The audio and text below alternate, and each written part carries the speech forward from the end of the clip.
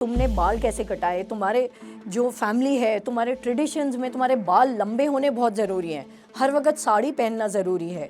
आप जीन्स नहीं पहन सकते हैं, आप कोई और चीज़ नहीं पहन सकते, आप सूट तक नहीं पहन सकते हैं। बहू अखबार बैठ के पढ़ी है, घर का काम क्यों नहीं कर रही है? छोटा छोटा एक एफर्ट करती थी कि मैं अपने बच्चों को ये दिखा सकूं कि तुम्हारी माँ अभी जिंदा है, तुम्हारे लिए कुछ ना कुछ तो करेगी वो। उन्होंने चारों जनों ने मिलके मुझे रोड पे फेंका, वहाँ से उल्टा खींच के रोड पे फेंक दिया।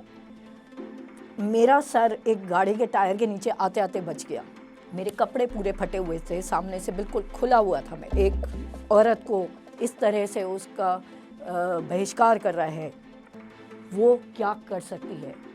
वो सिर्फ एक अबला नारी नहीं है, वो दुर्गा भी है।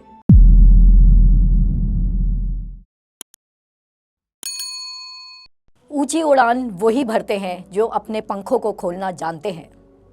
मेरा नाम डॉक्टर बानी यादव। मैं इंडिया की one of the top car rally driver और कार रेसर हूँ। मेरा सफ़र भी एक रैली ड्राइवर बनने का जो मैंने देखा था 13 साल की उम्र में, और जब मैं रैली ड्राइवर बनी, कार रेसर बनी, वो एक सफ़र 30 साल का था। 30 साल अपने सपनों को मैंने संजो के रखा और बहुत सारी परेशानियाँ, कठिनाइयाँ, अलग अलग तरह की मुसीबतें झेली और फिर मैं एक रैली ड्राइवर बनी। आइए आज मैं आपको अपनी कहानी बताती हूँ। मेरी जिस घर में शादी हुई, मेरी एक लव मैरिज है, एक इंटरकास्ट मैरिज है, वो बहुत ही ऑर्थोडॉक्स फैमिली थी, है, आज भी है। और वहाँ पे लेडीज़, लड़कियाँ, घर की लड़कियाँ तक, हम लोग घर के बाहर नहीं जा सकते, पर्दा सिस्टम फॉलो करते हैं, घूंघट में रहते हैं। जो लेडीज़ हैं घर की और जो जेंट्स हैं घर में, वो आपस में बातचीत नहीं करते, अलग अलग बैठते हैं, खाना अलग होता है। लेडीज़ का काम सिर्फ इतना होता है कि तुमने घर संभालना है, बच्चों को संभालना है और घर की देखभाल करनी है। एक लिबरल फैमिली से एक ऑर्थोडॉक्स फैमिली में जाने का जो सफ़र था, वो मेरे लिए एक बहुत बड़ा शौक़ था। मेरे को पर्दा सिस्टम फॉलो करना होता था, किसी से भी बात अलाउड ही नहीं होती थी। और उस माहौल में आप एक रैली ड्राइवर बनना चाहते हैं, कार रेसर बनना चाहते हैं, ये एक ऐसी सिचुएशन थी जो बिल्कुल नामुमकिन थी। मेरे को जॉब करने से मना कर दिया गया था। मुझे ये लगता था मैंने इतनी पढ़ाई की है, किस लिए की है? घर में बैठने के लिए की है। और वो मेरे को जो अंदर से घुटन होने लगी, मैं अपने हस्बैंड के साथ शेयर करती थी कि मैं घर पे बैठ के कैसे कुछ करूँगी। अपनी मैंने जो इतनी एजुकेशन ली है, कहीं तो यूज़ होनी चाहिए, हमारे अपने फैमिली को चलाने के लिए यूज़ होनी चाहिए। थैंकफुली मेरे हस्बैंड बहुत सपोर्टिव रहे हैं इस चीज़ में। छोटी छोटी चीज़ों के लिए कि हम मार्केट जाना चाहते हैं इकट्ठे, उसके लिए भी परमिशन लेनी पड़ती थी। सिर्फ ये कि दूध और ब्रेड ले आए, उसके लिए भी बाहर जाने के लिए परमिशन चाहिए होती थी। और उसमें भी आप सूट पहनेंगे, आप चुन्नी पहनेंगे और आप जीन्स नहीं पहन सकते हैं। ये बहुत सारी ऐसी छोटी छोटी बंदिशें थी। आप बैठ के अखबार भी नहीं पढ़ सकते हैं, क्योंकि उसमें ये लगता था घर की बहू अखबार बैठ के पढ़ रही है, घर का काम क्यों नहीं कर रही है। और ये जो चीज़ें थी, ये मुझे लगता था कि ये तो बिल्कुल ही मेरे को दबा रही हैं। छोटी छोटी बातों पे कुछ कुछ सुनने को हमेशा ही मिला है। मुझे अपने बाल जो आज आप देख रहे हैं छोटे कटे हुए हैं, मेरे को बोला गया था कि बाल लंबे करने हैं और मैंने बाल लंबे किए। जब मैंने बाल बाद में कटवाए, मुझे बहुत कुछ सुनने को मिला कि तुमने बाल कैसे कटाए, तुम्हारे जो फैमिली है, तुम्हारे ट्रेडिशंस में तुम्हारे बाल लंबे होने बहुत ज़रूरी हैं। हर वक्त साड़ी पहनना ज़रूरी है, आप जीन्स नहीं पहन सकते हैं, आप कोई और चीज़ नहीं पहन सकते, आप सूट तक नहीं पहन सकते हैं। ये छोटी छोटी चीज़ों ने मुझे बिल्कुल बांध दिया था। और क्योंकि हमारी लव मैरिज थी तो फैमिली का सपोर्ट नहीं था। हम ही दोनों ने आपस में मिलके जो भी अपने फाइनेंसेस करने थे वो किए, बच्चों को बड़ा करना था। एक फेज़ लाइफ का ऐसा भी आया जब मेरे को एक स्पाइन में इंजरी हो गई और उस टाइम मैं बेड रिडन हो गई। और जब मैं बेड रिडन हुई तब मेरे को ये लगा कि मेरी तो ज़िंदगी ख़त्म है, क्योंकि मुझे अपने लिए कुछ भी करने के लिए, करवट तक लेने के लिए मुझे सहारे की ज़रूरत थी। वो सहारा कि मेरे हस्बैंड मुझे पकड़ के थोड़ा सा करवट दे दें, हस्बैंड पकड़ के मुझे बिठा दें। मेरे बच्चे छोटे थे, उनसे मैं मदद मांगती थी और मैं खुद ही घुट घुट के रोती थी कि मैं अब अपने बच्चों पे डिपेंडेंट हूँ, जो अभी छोटे हैं। वो मुझे संभालेंगे कि अपने आप को संभालेंगे, कि मैं उन्हें संभालूंगी। ऐसा एक दौर आया जहाँ 1 साल तक मैं बिस्तर पे पड़ी थी और मैं कुछ नहीं कर सकती थी, सिर्फ रोती थी। और उस टाइम मैंने ये डिसाइड किया कि ये ऐसे नहीं चलेगा, मुझे अपने बच्चों के लिए कुछ करना है। तो मैंने अपने आप को अंदर से इतना मजबूत किया कि मैं रोज़ अपने लिए कुछ छोटा छोटा एक एफर्ट करती थी कि मैं अपने बच्चों को ये दिखा सकूं कि तुम्हारी माँ भी जिंदा है, तुम्हारे लिए कुछ ना कुछ तो करेगी वो। और धीरे धीरे छोटी छोटी चीज़ें कि चलो मैंने हाथ बढ़ा के अपने लिए पानी का गिलास उठा लिया, या आज मैंने अपने लिए थोड़ा सा करवट ले ली, मुझे हस्बैंड की ज़रूरत नहीं पड़ी, मुझे अपने बच्चों की ज़रूरत नहीं पड़ी। मुझे खाना खाना था तो मेरे बच्चे बेचारे पकड़ के चम्मच से मुझे खिलाते थे। वो एफर्ट्स मैं अपने आप करने लग गई कि मैं कहीं तो मैं खड़ी हूँ, कहीं तो मैं अपने बच्चों को देखूँ। 1 साल बहुत लंबा टाइम होता है और मुझे लग रहा था मेरी ज़िंदगी तो मुझे छोड़ के जा रही है, और मैं वो बिस्तर पे पड़े पड़े इतनी दुखी होती थी। मुझे ये लगता था ये क्या ज़िंदगी दी है भगवान ने। 1 साल वो जब निकाला, पता चला कि लाइफ की वैल्यू क्या है। अपने लिए जीने की जो चाह थी मेरी, वो इतनी ज़्यादा ऊंची पहुंच गई थी कि मेरे को तो खड़ा होना ही था।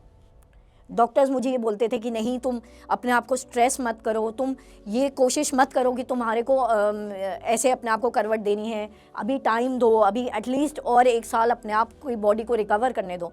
पर मैं वो नहीं करना चाहती थी। मैं नहीं चाहती थी कि ज़िंदगी मुझे छोड़ के आगे निकल जाए। मैं चाहती थी कि मैं अपने बच्चों के साथ उनका बचपना, उनका बड़ा होना खुद देखूं और सब कुछ उनके साथ करूं। मैंने सबसे पहले अपने हस्बैंड को बोला कि मुझे तो गाड़ी चलानी है। तब वो इतने खुश हुए क्योंकि उन्हें दिखा कि हाँ, ये आज रेडी है अपनी ज़िंदगी दोबारा जीने के लिए। थोड़े ही दिन बाद एक और ऐसी मुसीबत आई जो फिर जिसने मुझे तोड़ा। मेरे पास घर में कुत्ते हैं, मैं उनको वॉक पे ले जा रही थी।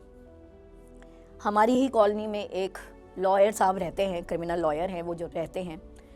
दिन के टाइम मैं अपने डॉग को घुमा रही थी, वहाँ से लेकर गई, थोड़ा सा ऑफिस से मैं जल्दी आ गई थी। तो वो जो लॉयर साहब हैं उन्होंने बाहर आए और मेरे से गर्मा गर्मी उनकी शुरू हो गई। उनको ये था कि आपने यहाँ क्यों रोड पे घुमाया। अब गवर्नमेंट रोड है, प्राइवेट रोड तो है नहीं, उनकी पर्सनल रोड तो है नहीं। तो इस चीज़ पे उनकी गर्मा गर्मी मेरे साथ काफ़ी देर होने लगी। उन्होंने मेरे साथ काफ़ी बदतमीज़ी शुरू कर दी और बार बार मुझे धमका रहे थे कि मैं एक लॉयर हूँ, मैं तुम्हें देख लूँगा। उन्होंने अंदर से अपनी वाइफ को बुलाया, अपनी बेटियों को बुलाया। वहीं वो अपने साथ कोई एक डंडा उठा के लेकर आई और गेट पे मैं खड़ी हुई बात कर रही हूँ उनसे, और उन्होंने उठा के वो डंडा मेरे सर पे मार दिया। एक लोहे का डंडा, सरिया, मोटा सरिया मेरे सर पे मार दिया। 1 सेकंड के लिए मुझे समझ में नहीं आया कि ये क्या हुआ, और मेरे को बिल्कुल ऐसे अंधेरा सा छा गया। फिर वो उठा के मेरे को अंदर की तरफ खींचने लगे और अपनी वाइफ को बोलने लगे इसको अंदर बंद करो, और मेरे कपड़े फाड़ने लगे। वो भी, उनकी वाइफ भी, उनकी बेटियां भी, मुक्का लात सब कुछ हर तरीके से मुझे प्रताड़ित कर रहे थे। और मुझे समझ में नहीं आ रहा था कि मैं क्या करूं इस टाइम। और मैं उनको बोल रही हूँ मुझे छोड़ दो, और अंदर घसीट रहे, क्योंकि उनके घर पे एक रैंप था उनका ड्राइववे में, रोड से ऊपर घर पे चढ़ने के लिए। मैं उस पर फिसल गई तो वो मुझे अंदर पकड़ के खींचने लगे। मैंने उनके गेट को नीचे से अपना हाथ ऐसे करके पकड़ लिया कि ये मुझे अंदर ना खींच सके। वो जो मैंने अपने आप को पकड़ के वहाँ पे खींच लिया, हाथ फंसा लिया, तब उन्होंने कहा कि ये तो अंदर नहीं आ रही है, इसको उठा के रोड पे फेंक दो, ट्रैफिक के सामने, गाड़ी के सामने, तब इसको समझ में आएगा। उन्होंने चारों जनों ने मिल के मुझे रोड पे फेंका, वहाँ से उल्टा खींच के रोड पे फेंक दिया। मेरा सर एक गाड़ी के टायर के नीचे आते आते बच गया। मेरे कपड़े पूरे फटे हुए थे, सामने से बिल्कुल खुला हुआ था मेरा। तब वहाँ पे जो गाड़ी आके रुकी बिल्कुल मेरे सामने, उसमें से एक लेडी उतर के आई। उन्होंने मेरे को अपनी चुन्नी उड़ाई और फिर उन्होंने मेरे से पूछा कि क्या हुआ, कहाँ रहती हो। तो मैंने सिर्फ, मुझे जो याद है कि सिर्फ हाथ से इशारे से बोला कि सामने। तो वो मुझे उठा के हाथ पकड़ के मुझे लेके गए। तब मुझे समझ में नहीं आ रहा था कि हुआ क्या मेरे साथ। फिर मैंने अपने हस्बैंड को फ़ोन किया, वो आए और ये मामला काफ़ी दिन कोर्ट में चला भी। पर वो जो वाक़या था उसने मुझे इतना झंझोड़ दिया था, इतना तोड़ दिया था अंदर से कि मैं अपने आप को ब्लेम करने लग गई थी कि ये मेरे साथ ऐसे कैसे कोई कर सकता है सिर्फ एक कुत्ते को रोड पे घुमाने के लिए। क्या हम अब इस तरह के वातावरण में रहते हैं कि आप कुछ भी नहीं कर सकते अपनी मर्ज़ी से, और एक लॉयर आपको धमकी देता है कि मैं लॉयर हूँ, मैं तुम्हें देख लूँगा। क्या हम इस माहौल में रह रहे हैं? फिर से मेरे हस्बैंड मेरे बहुत बड़े सपोर्ट रहे और उन्होंने मेरे को ये समझाया कि इसमें तुम्हारी गलती नहीं है, अपने आप को ब्लेम मत करो, तुम तो इतनी स्ट्रॉन्ग वुमन हो कि तुम दूसरों को हमेशा खड़ा करती हो और तुमने इतनी सारी कठिनाइयाँ झेली हैं कि तुम आज इतनी सी एक चीज़ पे तुम घबरा गई। तब उनके सपोर्ट के साथ मैंने अपने आप को दोबारा खड़ा किया, अपने आप को इस अंदर से वो मेमोरी को मैं ब्लॉक करने लग गई। बहुत टाइम लगा, ये नहीं है कि मैं एकदम ब्लॉक कर चुकी हूँ, पर हाँ अब वो मैं एक दर्दनाक वाक़या समझ के उसको मैं भूलने की कोशिश करती हूँ। ऐसे वक्त में जब आपका फैमिली सपोर्ट करे तब लगता है कि हाँ फैमिली है और यही है जिसके लिए आपने सारी अपनी दुनिया एक बनाई है। फिर मैंने सोचा कि अब तो मैं प्रूव करके दिखाऊंगी इस दुनिया को, और ख़ास तौर से वो जो लॉयर है जिसने मेरे साथ ये किया, कि देखो मैं क्या पर्सनालिटी हूँ, मैं क्या चीज़ हूँ। और उस दिन मैंने डिसाइड किया कि अब तो मैं अपने लिए कैसे ना कैसे कोई ना कोई ऐसी चीज़ करूँगी, अपना नाम बनाऊँगी कि ये जो बंदा है जिसने मुझे इतना प्रताड़ित किया उसको मैं दिखाऊँगी कि तू जो एक औरत को इस तरह से उसका बहिष्कार कर रहा है वो क्या कर सकती है। वो सिर्फ एक अबला नारी नहीं है, वो दुर्गा भी है। और फिर उसके बाद मैं रेसिंग में आई। मेरे हस्बैंड ने मुझे प्रोत्साहित किया कि जाओ, जो तुम करना चाहती थी, जो तुम्हारा बचपन का सपना है वो तुम अपना पूरा करो। जब मैंने अपने सपनों में कदम रखा, खुली आंखों से रखा, तब उस दिन के बाद मैं वापस कभी मैंने मुड़ के नहीं देखा, क्योंकि वही मेरी कॉलिंग थी, वही मैं बचपन से करना चाहती थी। जितने मेरे ड्रीम्स थे वो सारे एकदम से दोबारा से ज़िंदा हो गए और मैंने रेसिंग शुरू की। बहुत सारे ऐसे लोग थे जो मुझे गलत एडवाइस देते थे और कहते थे कि ये इस चीज़ को ऐसे करना, और मैंने जब किया तो मैंने लूज़ किया।